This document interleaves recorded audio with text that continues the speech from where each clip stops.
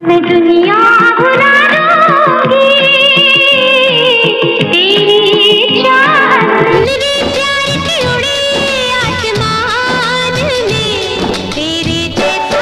90-এর দশকে বলিউড ফিল্ম ইন্ডাস্ট্রিতে এমন একজন শ্যাম বর্ণ দেখতে অভিনেত্রী আছে যার প্রথম মুভি ফিল্মি প্রেমী মানুষেরা এতটাই পছন্দ করে যে আজও সেই মুভির সমতুল্য কোনো মুভি এতটা সফলতা পায়নি।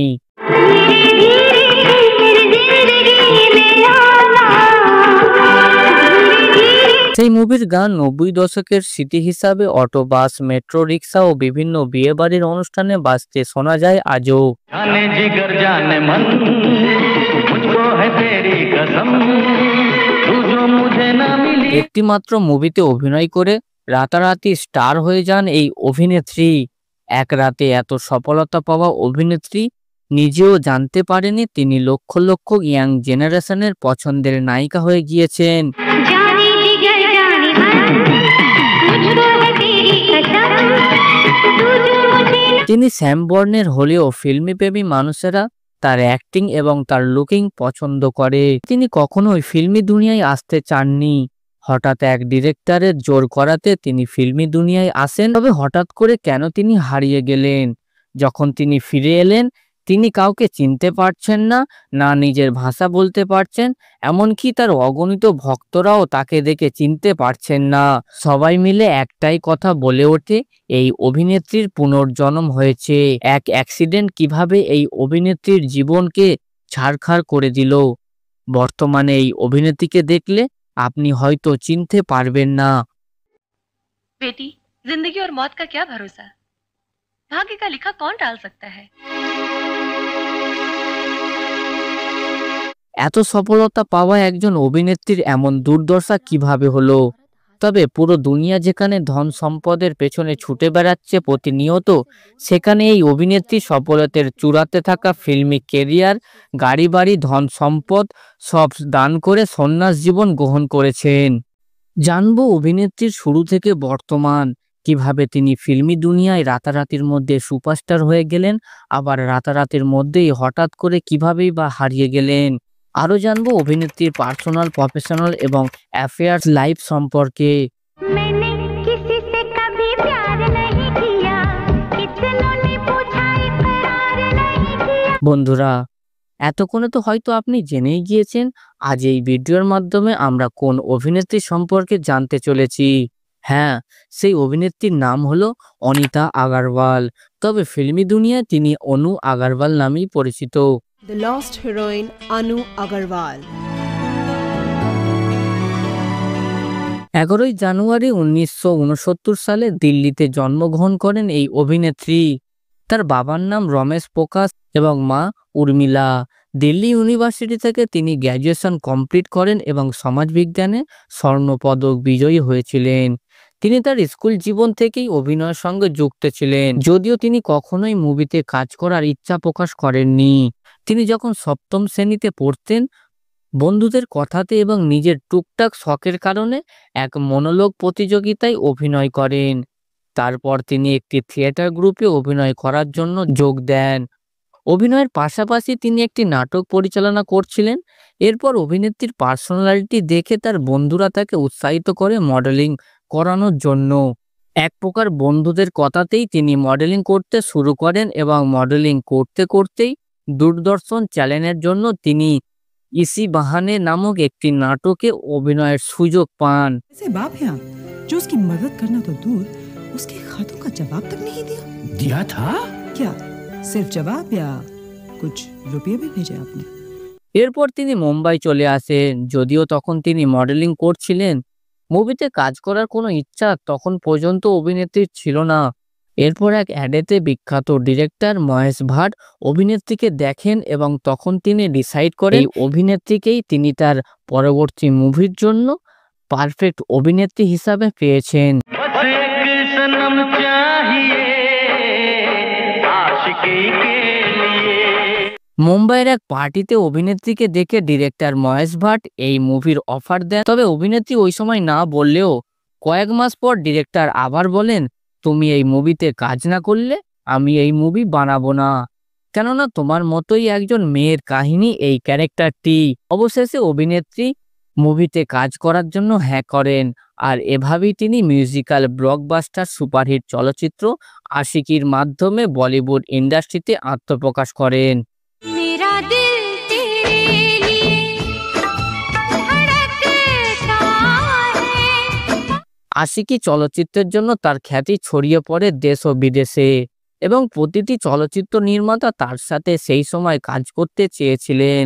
অপরদিকে রাহুল রয়ও এই মুভির দ্বারা ডেবিউ করছিলেন, আর মুভিটি 1990 সালের এতটাই সুপারহিট হয় যে এমন মিউজিক্যাল সুপারহিট মুভি আর দ্বিতীয় কোনো রিলিজ হয়নি ওই সময়। नजर के सामने जिगर के पानी जिगर जाने मन मुझको है तेरी कसम तू जो मुझे মুভিতে অভিনেত্রীর সরল সাধারণ শান্ত ভাব অ্যাক্টিং ফিল্মি প্রেমী মানুষেরা পছন্দ করে, এবং রাতারাতি মুভির সাথে সাথেই সুপারস্টার হয়ে যান এই অভিনেত্রীর সাথে আরও মুভির কয়েকজন কো-স্টার। এই মুভির প্রত্যেকটা গানও আজও সঙ্গীতপ্রেমী মানুষেরা ভুলতে পারেনি। मेरा दिल तेरे लिए धड़कता है। যদি 90 দশকের 10টি সুপারহিট গানের তালিকা করা যায়, তো এই মুভির কয়েকটা গান সঙ্গীতপ্রেমী মানুষেরা রেখে দেবেন। तू जो मुझे ना मिला मर जाऊंगी मैं सनम। আশিকি মুভি সফলতার পর তিনি ফিল্মিতে কাজ করার ইচ্ছা প্রকাশ করেন, যার ফলে আরও একবার রাহুল রয়ের সাথে 1992 সালে গজব তামাশা নামে মুভিতে অভিনয় করেন। भूखी भिखारन हूँ मैं मुझ पे दया कर दे। তবে মুভিটি বক্স অফিসে ভালো ব্যবসা করতে পারেনি, যার ফলে মুভিটি ফ্লপ হয়ে যায়। এরপর 1993 সালে তিনি একটি তামিল ও দুটি হিন্দি মুভিতে অভিনয় করেন। তামিল মুভিটি হলো থিরুদা থিরুদা, এবং দুটি হিন্দি মুভি হলো কিং আঙ্কেল এবং খলনায়িকা। आज मैं साथ में जलता है साज কিং আঙ্কেল মুভিতে তাকে নোটিস করা না গেলেও খলনায়িকাতে অভিনেত্রীর অ্যাক্টিং প্রশংসিত হয়। रुक जाओ, मैं कहती हूँ रुक जाओ वरना मैं इसकी गर्दन काट दूंगी। मेरा मुन्ना मुझे दे दो, ये मेरा मुन्ना है, इसे मैंने अपना दूध पिलाया है। खबरदार अगर कोई चालाकी की। খলনায়িকা মুভিতে অভিনয় করার জন্য তিনি সাপোর্টিং অভিনয় হিসাবে নমিনেশন পান, তবে সাপোর্টিং অ্যাক্টিং হিসাবে নমিনেশন অভিনেত্রীর মনকে ক্ষুণ্ণ করে। যাই হোক, এরপর অভিনেত্রী 1994 সালে short Indo German drama film the cloud ডোরেতে অভিনয় করেন। দেশেতে তার নাম না হলেও বিদেশে নাম করার জন্য তিনি এই মুভিতে অভিনয় করেন। এই মুভিতে বেশ কিছু বোল্ড সিনে অভিনয় করেছিলেন এই অভিনেত্রী। ওই মুভিতে বোল্ড সিনে অভিনয় করার জন্য অভিনেত্রীর অনেক সমালোচিত হয়। এরপর 1994 থেকে 1997 সাল পর্যন্ত ওয়ে এমটিভির হয়ে তিনি ভিজে হিসাবে কাজ করেন। এরপর 1995 সালে জানাম কুণ্ডলি এবং কন্যাদান নামে দুটি মুভিতে অভিনয় করেন, এবং রামশাস্ত্র নামক মুভিতে একটি আইটেম সঙ্গে দেখা যায় এই অভিনেত্রীকে।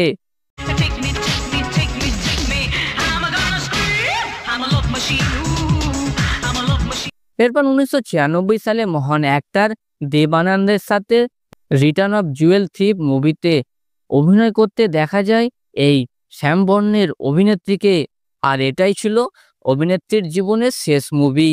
जो गुजर जाएगा तू सारी उम्र फिर पछताएगा तू। শেষ মুভি কেন বললাম সেটা আমরা ভিডিওর মাঝেই জানবো।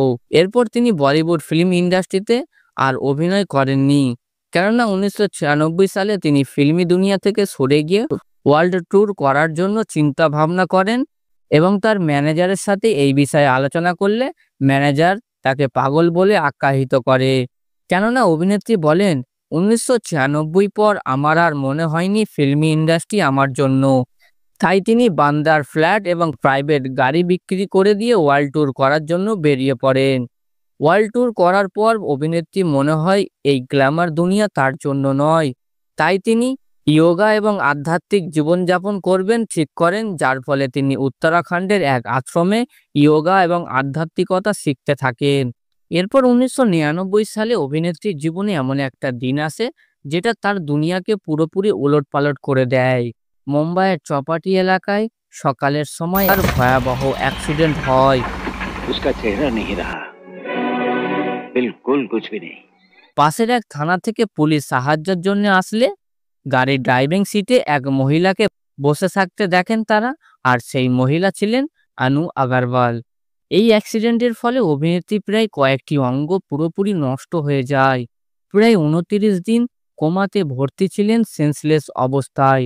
ডাক্তাররা মনে করেছিলেন হয়তো কোমাতে ভর্তি থাকা অবস্থায় তিনি মারা যাবেন, অথবা কোমা থেকে ফিরে আসলেও কমপক্ষে 3 বছরের মধ্যে তিনি মারা যাবেন। কিন্তু ঠিক 29 দিন পর অভিনেত্রীর জ্ঞান ফেরে, তবে তিনি কাউকে চিনতে পারছিলেন না। ডাক্তারদের প্রশ্ন করেন, আমি কে, কেন এখানে ভর্তি হয়েছি? मैं दुनिया भुला दूंगी तेरी चाहत। কেননা তার শরীর থেকে পায়ের অঙ্গ পুরোপুরি প্যারালাইজ ছিল, এমনকি তার ফেস পুরো বদলে গিয়েছিল। নিজের নামও বলতে পারছিলেন না এই অভিনেত্রী। এরপর তাড়াতাড়ি চিকিৎসা শুরু করা হয় এবং মনের ইচ্ছা শক্তি দিয়ে দ্বিতীয়বারের জন্য স্বাভাবিক জীবনযাপনে ফিরে আসেন এই অভিনেত্রী। অভিনেত্রী বলেন, আমি দ্বিতীয়বারের জন্য ফিরে আসলেও আমার চেহারা এতটাই পরিবর্তন হয়ে গিয়েছিল যে অনেক লোকেরা আমাকে দেখে চিনতে পারছিল না। অভিনেত্রীর আগে এবং পরের ছবি দেখলে বোঝা যাবে না তিনি একই ব্যক্তি। একটা সময় অভিনেত্রীর বুঝতে অসুবিধা হয়েছে তার এই পরিবর্তন কিভাবে হয়ে গেল। অভিনেত্রী তার জীবন সম্পর্কে unusual memory of a girl who came back from the death একটি বই লিখেছেন। এই বইয়ের মাধ্যমে তিনি তার জীবনে ওঠানামা, মারাত্মক অ্যাক্সিডেন্ট থেকে ফিরে আসা সবকিছুই উল্লেখ করেছেন। পুরো 3 বছর তার ট্রিটমেন্ট চলে। ডাক্তাররা এটাকে চমৎকার বলে মনে করেন, কেননা এই ভয়াবহ অ্যাক্সিডেন্ট হবার পর একটা রোগী কম সময় বেঁচে থাকতে পারে। তিনি নিজেও ভেবে নেন তার পুনর্জন্ম হয়েছে। তাই তিনি সবকিছু ছেড়ে ছুড়ে সন্ন্যাস জীবন গ্রহণ করেন এবং তার এই জীবনকে অপরকে সাহায্য ও সহযোগিতা করার পরিকল্পনা করেন, যার ফলে তিনি বর্তমানে মুম্বাইতেই বসবাস করছেন এবং আনু আগরওয়াল ফাউন্ডেশন নামে একটি অর্গানাইজেশন চালাচ্ছেন। তিনি ছোট ছোট বাচ্চাদের যোগা শেখাচ্ছেন এবং নিজেকে তাতে ব্যস্ত রেখেছেন। এমনকি এক ইন্টারভিউতে তিনি বলেন, আশিকি মুভি করার পর তার জীবন পুরোপুরি বদলে যায়। তবে অনেক ডিরেক্টর অনেক প্রকার বাধা নিষেধ করত, কেননা ওই সময় অভিনেত্রী ওপেন প্লেসে সিগারেট খাওয়া, সোজাসাপটা কথা বলতে ভালোবাসতেন। তিনি যেটা মনে করতেন সেটাই করতেন। অনেক ডিরেক্টর তা পছন্দ করতো না। বর্তমানে তিনি গ্ল্যামার্সের ঝকমকে দুনিয়া ছেড়ে দিয়ে সম্পূর্ণ সাধারণ ও নর্মাল লাইফ জীবন কাটাচ্ছেন। অসহায় এবং গরিব বাচ্চাদের জন্য বিভিন্ন প্রকার কাজ করে থাকেন এবং মেডিটেশনের মাধ্যমে নিজেকে ব্যস্ত রেখেছেন। বর্তমানে 56 বছর বয়স হয়ে গেলেও তিনি বিয়ে করেননি। বন্ধুরা, এই ছিল একজন উঠতি অভিনেত্রীর জীবনের গল্প।